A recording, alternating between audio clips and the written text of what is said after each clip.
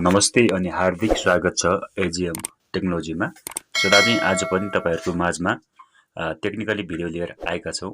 आजको भिडियो चाहिँ हामीले जुन तपाईको स्मार्टफोनमा चाहिँ आफ्नो फिंगरप्रिन्ट अथवा फेस लक प्याटर्न पिनहरु कसरी राख्ने भन्ने बारेमा सम्बन्धित रहेको छ। तपाईले चाहिँ यो भिडियो राख्नु भन्दा पहिले चाहिँ हाम्रो च्यानललाई अझैसम्म सब्स्क्राइब गर्नु भएको छैन भने सब्स्क्राइब गर्नु होला। अन्य यस्तै ताजा भिडियोहरुका लागि हामी चाहिँ तपाईको माझमा चाहिँ यस्तै खालको भिडियो लिएर आइरहने छौं।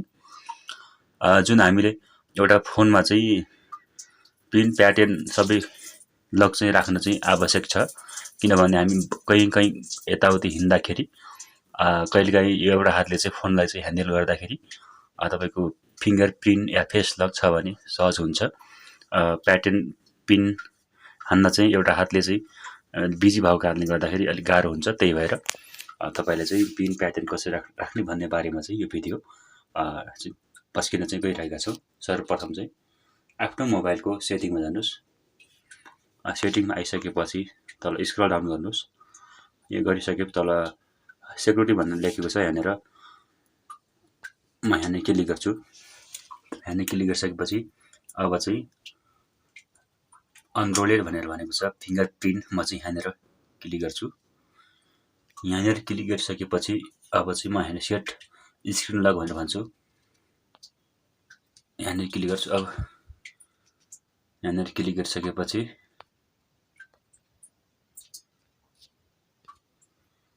यहाँनेर क्लिक गरिसके पहिले चाहिँ फोनको लक राख भनेको छ। म चाहिँ अहिले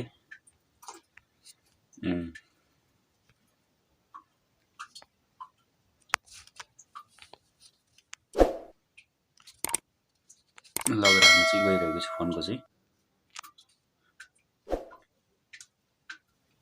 फोनको लक चाहिँ सक्सेसफुल चाहिँ भइसकेको छ। अब डनमा जान्छु। यहाँ आइसकेपछि अब चाहिँ फिंगरप्रिन्ट भनेर भनेको छ। यहाँ क्लिक गर्छु। यहाँ क्लिक गरिसकेपछि अब चाहिँ यस्तो खालको भनेको छ। म चाहिँ अब यसलाई नेक्स्ट गर्छु। यो गर्छु तपाईको जुन फिंगरप्रिन्टको लागि सेन्सर चाहिँ तपाईको साइड बार फोनको चाहिँ ब्याक साइडतिर हुन्छ। त्यहाँनेर म यसरी टच गर्छु। यसरी मैले फिंगरप्रिन्ट गर्दैछु। यस्तरी गर्दैछु।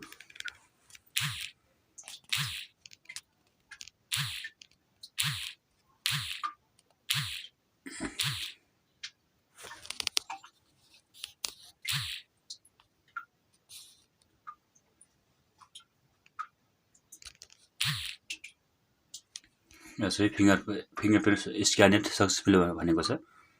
अब चाहिँ म यसलाई ओके गर्छु।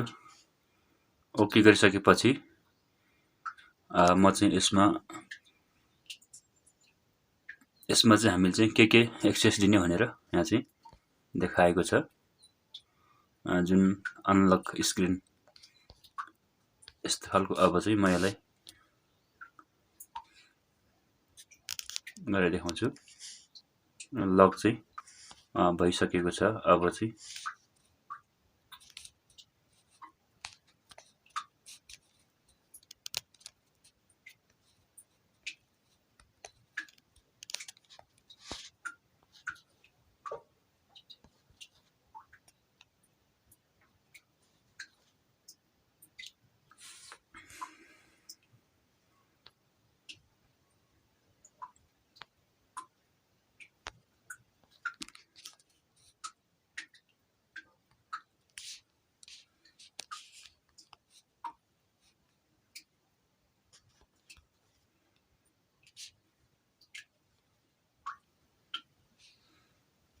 अन्य यस्तै भिडियोको लागि चाहिँ हाम्रो च्यानललाई सब्स्क्राइब गरेर जानु होला। आजलाई यति नै। हवस् त, नमस्ते, शुभ दिन।